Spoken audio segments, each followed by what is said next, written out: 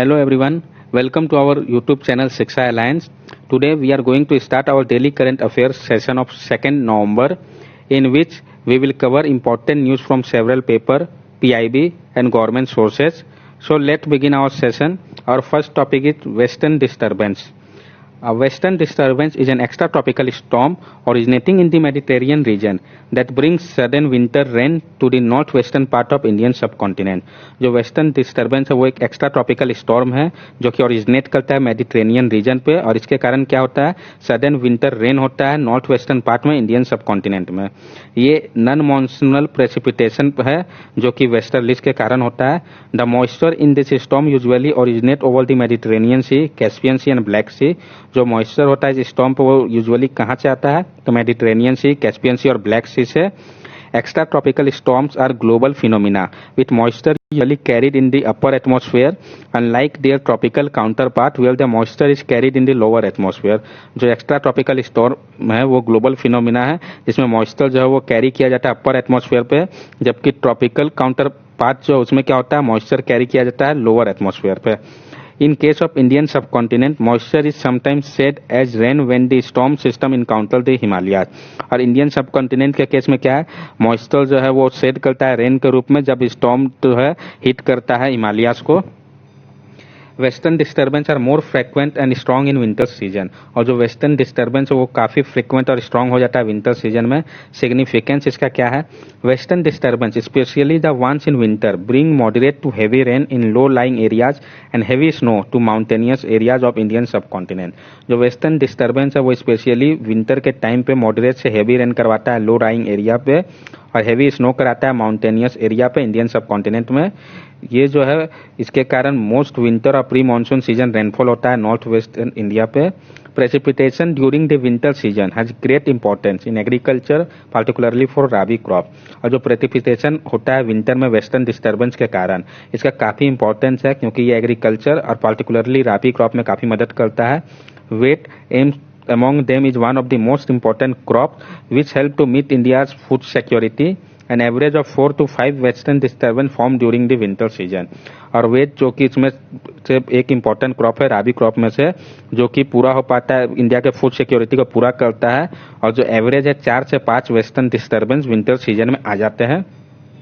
ये जो rainfall distribution है अमाउंट है वो वेरी करता है हर एक टाइम वेस्टर्न डिस्टर्बेंस में. न्यूज़ में क्यों आया तो जो विंटर अप्रोच कर रहा है मिनिमम टेम्परेचर जो है नेशनल कैपिटल का वो काफ़ी गिरा है लास्ट कुछ दिन में क्योंकि नॉर्थर्न वेस्टर्ली विंड जो है वेस्टर्न डिस्टर्बेंस के कारण अपने साथ ठंडी विंडो को लेके आ रहा है इस कारण. नेक्स्ट हमारा टॉपिक है who is a star campaigner. तो स्टार कैंपेनर है कौन. They can be described as person who are nominated by parties to campaign in a given set of constituencies. These person are in almost all cases prominent and popular face within the party. However, there are no specific definition according to law or election commission of India. तो ये जो है इसको describe किया गया है कि ये वैसे पर्सन है जिसको कि नॉमिनेट किया जाता है पार्टी के द्वारा कैंपेन में गिवन सेट ऑफ कंस्टिट्यूएंसीज है. ये पर्सन जो है ऑलमोस्ट हर एक केस में प्रोमिनेंट व पॉपुलर फेसेस होते हैं पार्टी के, लेकिन कोई स्पेसिफिक डिफिनेशन स्टार कैंपेन के बारे में नहीं दिया गया है लॉ व इलेक्शन कमीशन के द्वारा इंडिया पे. बेनिफिट क्या है तो जो एक्सपेंडिचर खर्च होता है कैंपेन में उस कैंपेनर के द्वारा उसको एग्जेम्प्ट किया गया है इलेक्शन एक्सपेंडिचर ऑफ कैंडिडेट में जोड़ने से. लेकिन ये जो है अप्लाई करता है जब स्टार कैंपेनर लिमिट करता है खुद को जनरल कैंपेन पे पॉलिटिकल पार्टी का जिसको कि वो रिप्रेजेंट कर रहा है. अब रिसेंटली इलेक्शन कमीशन ने रिवाइज किया है जो नॉर्म था स्टार कैंपेनर को लेके जो पोल होगा पैंडेमिक के ड्यूरेशन पे एज पर रिवाइज नॉर्म. जो रिवाइज नॉर्म है उसके अनुसार maximum number of star campaigner reduce from 40 to 30 for a recognise party. तो जो मैक्सिमम नंबर है स्टार कैंपेनर का उसको 40 से 30 कर दिया गया रिकॉग्नाइज पार्टी का. जो अनरिकॉग्नाइज रजिस्टर पार्टी है उसमें नंबर ऑफ स्टार कैंपेनर को रिड्यूस करके 20 से 15 कर दिया गया है. इसके साथ साथ जो रिक्वायर परमिशन है डिस्ट्रिक्ट इलेक्शन ऑफिशियल से 48 आवर्स प्रायर बोला गया कैंपेन के. न्यूज़ में क्यों आया तो जो स्टेटस है Congress leader of former Madhya Pradesh chief minister Kamalnath का जो कि स्टार कैंपेनर थे अपने पार्टी के लिए वो हटा दिया गया है. ये जो स्टेटस है वो रिवोक किया गया इलेक्शन कमीशन के द्वारा. क्यों हटाया गया है तो जो रिपीटेड उन्होंने वायलेट किया है मॉडल कोड ऑफ कंडक्ट को और कम्प्लीटली डिसरिगार्ड किया जो एडवाइजरी उनको इश्यू किया गया था इस कारण. इसका इम्प्लीकेशन क्या होगा कि जो अब इंटायर एक्सपेंडिचर होगा किसी भी कैंपेन में मिस्टर नाथ के द्वारा नवंबर 3 इलेक्शन पे, तो पूरी तरीके से बॉन्ड किया जाएगा कैंडिडेट के द्वारा ही जिस कंस्टिट्यूंसी पे वो कैंपेन करेगा। नेक्स्ट टॉपिक है हमारा new wage code, bar bonus for those facing sex abuse charge. There is a provision in the code on wage that say that those including in sexual harassment of any form could run the risk of losing out on bonus due from their employers। तो एक provision है जो code on wage act है उसके अंदर कि जो include है, जो इंडल्ज है सेक्सुअल हैरेसमेंट में किसी भी टाइप के, कि उनको ये रिस्क है कि वो लूज कर सकते हैं अपना बोनस ड्यू को एम्प्लॉयर से। जो न्यू कोड है वो एक्सपेक्टेड है कि वो ऑपरेशनल हो जाएगा एक बार गवर्नमेंट नोटिफाई कर दे रूल को। रिलेटेड प्रोविजन क्या है न्यू वेज कोड से, तो जो न्यू कोड है वो इंक्लूड करता है कन्विक्शन ऑफ सेक्सुअल हैरेसमेंट को, कि एक ग्राउंड है डिनाई करने के लिए बोनस पे आउट टू एम्प्लॉय। यानी अगर कोई कन्विक्टेड है सेक्सुअल हैरेसमेंट के केस का तो उसको बोनस नहीं दिया जाएगा एम्प्लॉय को। As per the extent law bonus due are barred only in case of employee dismiss for fraud, violent conduct and theft और सेबोटेज। अभी जो एक्सटेंट लॉ है उसके अनुसार जो बोनस है उसको बार किया जाता है अगर जो एम्प्लॉय है उसको डिसमिस किया गया हो फ्रॉड के कारण, वायलेंट कंडक्ट के कारण, व चोरी के कारण, व सेबोटेज के कारण। इसका सिग्निफिकेंस क्या होगा? The prospect of losing one benefit may make employee more careful of their conduct and they should be made aware of this provision. जो प्रोस्पेक्ट है कि वो लूज कर जाएंगे अपना जो बेनिफिट है उसको, इससे क्या होगा कि जो एम्प्लॉय है वो और ज्यादा केयरफुल होंगे अपने कंडक्ट को लेके और वो अवेयर होंगे इस प्रोविजन के बारे में। ये जो है सर्व करेगा एक एडिशनल डेटरेंट के रूप में जो prevention of sexual harassment law 2013 में आया था उसके साथ साथ। As per Prevention of Sexual Harassment Law guidelines, firms are required to form an internal complaint committee to inquire into complaint। जो prevention of sexual harassment law guideline था उसमें firms को जरूरत था कि वो इंटरनल कंप्लेंट कमिटी बनाए inquire करने के लिए कंप्लेंट को। जो कमिटी है उसको रिकमेंडेशन किया गया था कि वो एम्प्लॉयर्स को एक्शन जो कि जरूरत है इंक्वायरी के लिए वैसे कंप्लेंट को उसको ध्यान में रखेंगे। If the ICC compelled a complaint it could be treated as a conviction. अगर आईसीसी अपहोल्ड करता है कंप्लेन को तो उसको माना जाएगा कि वो कन्विक्शन है। आईसीसी के पास पावर है कि वो डिसाइड कर सकता है कि अगर कोई गिल्टी है रिपोर्ट में कि वो फर्दर उसको पुलिस व not all sexual harassment case को ट्रांसलेट करे पुलिसियन केस में प्रीफर करे कि ना करे, ये पावर उसके पास रहेगा। नेक्स्ट टॉपिक है हमारा index of 8 core sector industry. तो जो इंडेक्स है 8 कोर सेक्टर इंडस्ट्री का, the office of economic advisory within the department of promotion and industry and internal trade has release the index of 8 core industry for September 2020। तो जो office है economic adviser का department for promotion of industry and internal trade DPIIT, उसने release किया index of 8 core industry का सितंबर 2020 के लिए। ये जो इंडेक्स है 8 मोस्ट फंडामेंटल इंडस्ट्रियल सेक्टर का है इंडियन इकोनॉमी के लिए, और ये बताता है जो वॉल्यूम ऑफ प्रोडक्शन है इस इंडस्ट्री का। It gives the details of this 8 sector, namely coal, natural gas, crude oil, refinery product, जिसमें कि पेट्रोल और डीजल आते हैं, fertiliser, steel, cement and electricity. ये जो है डिटेल देता है जो 8 कोर सेक्टर है जिसमें कि coal, natural gas, crude oil, refinery product, fertiliser, steel, cement और इलेक्ट्रिसिटी आते हैं। Since this 8 industry are the essential, basic और intermediate ingredient in the functioning of broader economy, mapping their health provide a fundamental understanding of the state of economy. तो ये जो 8 industry है वो essential, basic और intermediate ingredient है functioning के लिए किसी भी ब्रॉडर इकोनॉमी के लिए। इसलिए अगर हम इसके हेल्थ को मैप कर ले तो हम बता सकते हैं कि स्टेट इकोनॉमी का कैसा है। दूसरे शब्दों में हम ये कह सकते हैं कि ये जो 8 इंडस्ट्री है अगर वो नहीं ग्रो कर रहा है फास्ट तो जो रेस्ट ऑफ द इकोनॉमी है वो भी नहीं करेगा। The 8 core industry comprise nearly 40% of the weight of item included in the index of industrial production. और ये जो 8 कोर इंडस्ट्री है वो कंप्राइज करता है नियरली 40% वेट है इसका इंडेक्स ऑफ इंडस्ट्रियल प्रोडक्शन पे। न्यूज में क्यों आया? तो लोवेस्ट कोर सेक्टर जो है वो श्रिंक कर रहा है मार्च से ही। नेक्स्ट टॉपिक हमारा rural development fund RDF is the third percent cess revised on the purchase of sale of agriculture produce under Rural Development Fund Act 1987, which is executed by Punjab Rural Development Board with the Chief Minister as its chairman। तो जो rural development fund है ये 3% का cess है जो कि लगाया जाता है परचेज और सेल करने पे एग्रीकल्चर प्रोड्यूस का under rural development fund act 1987 के अंतर्गत, जो कि एग्जीक्यूट किया गया पंजाब रूरल डेवलपमेंट बोर्ड के द्वारा जिसके CM वहां के पंजाब के चेयरमैन है। It comes mainly from central government purchase agency, Food Corporation of India, which buys around 13 million tons of wheat and 16 million tons of paddy every year. और ये जो है मेनली सेंट्रल गवर्नमेंट के purchase agency जो कि food corporation of India है, जो कि खरीदता है 13 मिलियन टन वेट का और 16 मिलियन टन पैडी हर एक साल, उसके ऊपर है.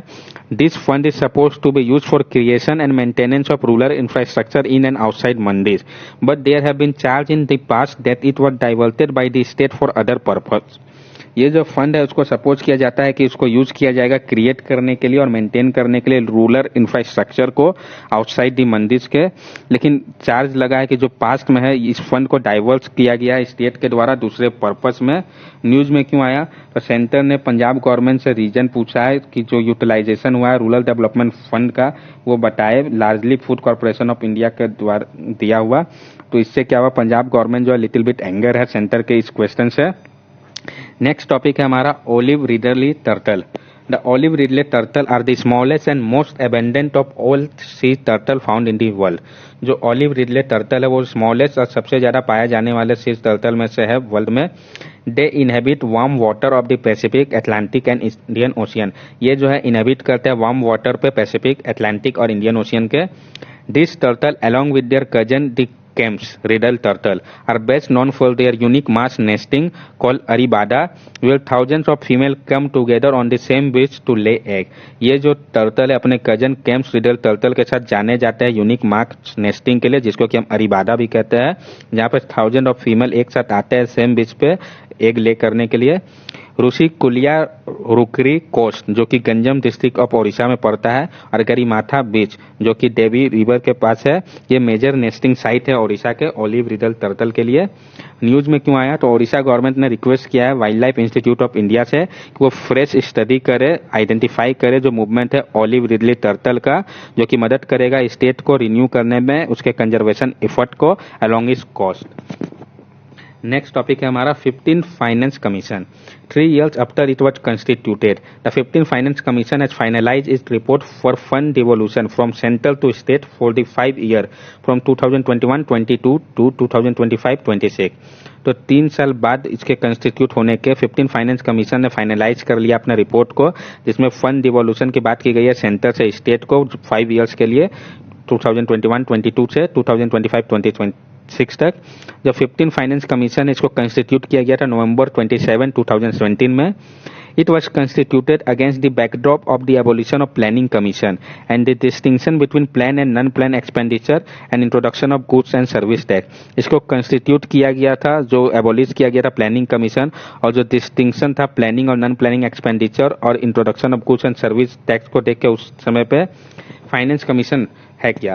तो फाइनेंस कमीशन को स्टैब्लिश किया गया था प्रेसिडेंट ऑफ इंडिया के द्वारा 1951 में अंडर आर्टिकल 280 के द्वारा इंडियन कॉन्स्टिट्यूशन का.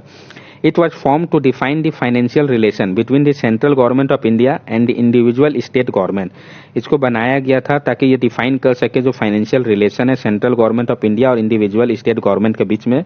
The finance commission miscellaneous provision act 1951 additionally define the terms of qualification, appointment and disqualification, the term eligibility and power of finance commission. तो जो finance commission miscellaneous provision act है 1951 का, वो additionally define करता है जो term है qualification का, अपॉइंटमेंट का, डिस्क्वालिफिकेशन का, कितना का टर्म होगा, एलिजिबिलिटी क्या होगा और क्या पावर होंगे फाइनेंस कमीशन के. As per the constitution the finance commission is appointed every 5 year and consist of a chairman and 4 other member.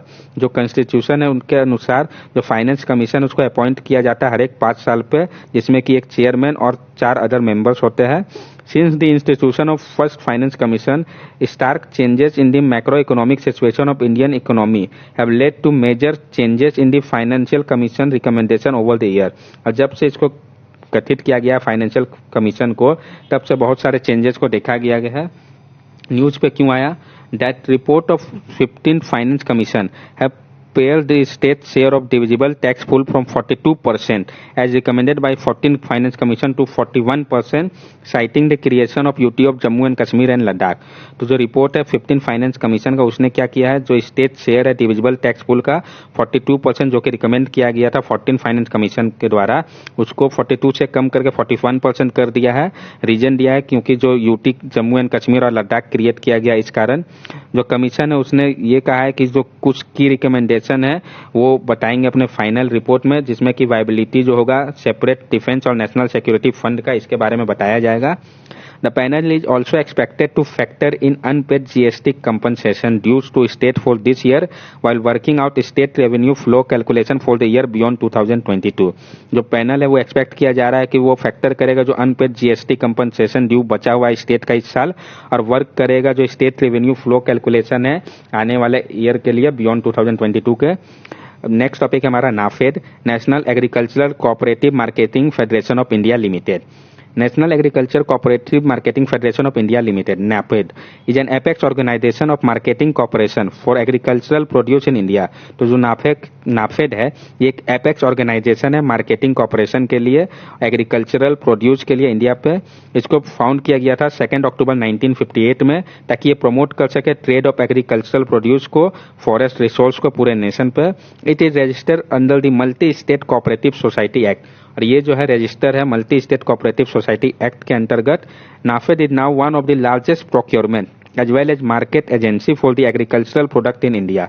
जो नाफेड है अब वो one of the largest procurement साथ साथ मार्केटिंग एजेंसी बन गया है एग्रीकल्चरल प्रोडक्ट के लिए इंडिया पे। With its headquarters in New Delhi, NAFED has 4 regional offices at Delhi, Mumbai, Chennai and Kolkata, apart from 28 zonal offices in capital of state and important cities. इसका headquarter जो कि new Delhi पे है। NAFED का 4 और regional office भी है दिल्ली, मुंबई, चेन्नई, कोलकाता पे, और साथ साथ 28 जोनल ऑफिसेस है कैपिटल में स्टेट के या इंपॉर्टेंट सिटीज पे। इसका फंक्शन क्या है नाफेड का?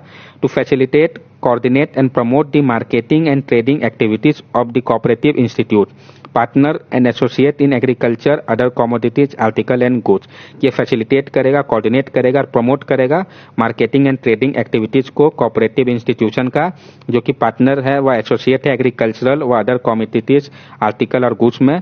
To undertake purchase, sale and supply of agricultural marketing and processing requisite such as manure, seed, fertiliser, agriculture implement and machinery etcetera.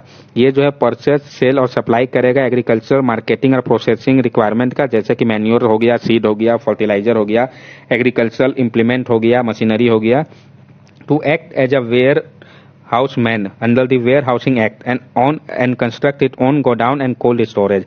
ये एक्ट करेगा एक वेयर हाउसमैन के रूप में जो वेयर हाउस एक्ट है उसके अंतर्गत, और खुद का कंस्ट्रक्ट करेगा गोदाम और कोल्ड स्टोरेज स्टोर करने के लिए।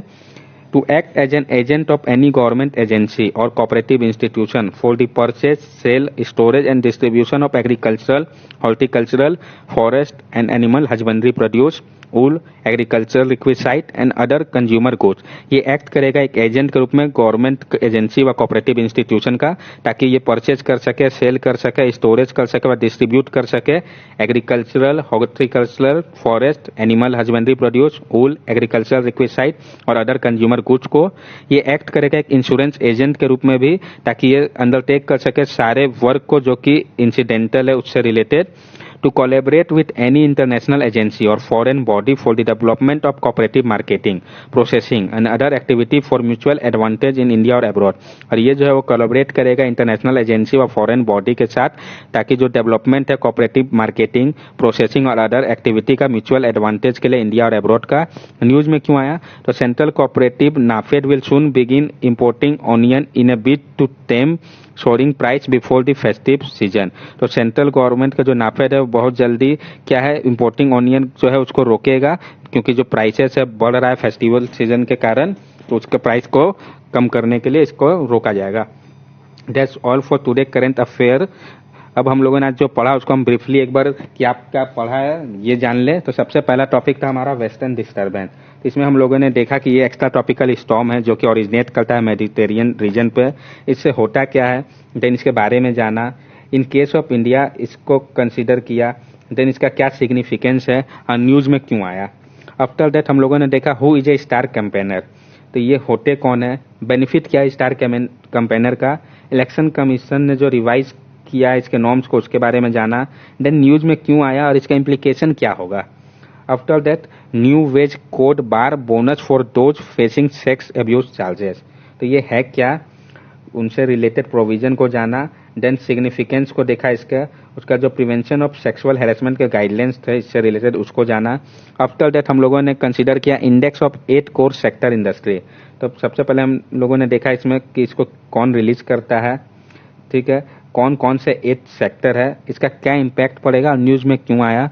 देन रूरल डेवलपमेंट फंड, इसमें हम लोगों ने देखा कि ये है क्या, ओरिजिन कैसे हुआ, फंड का यूज क्या है और न्यूज में क्यों आया।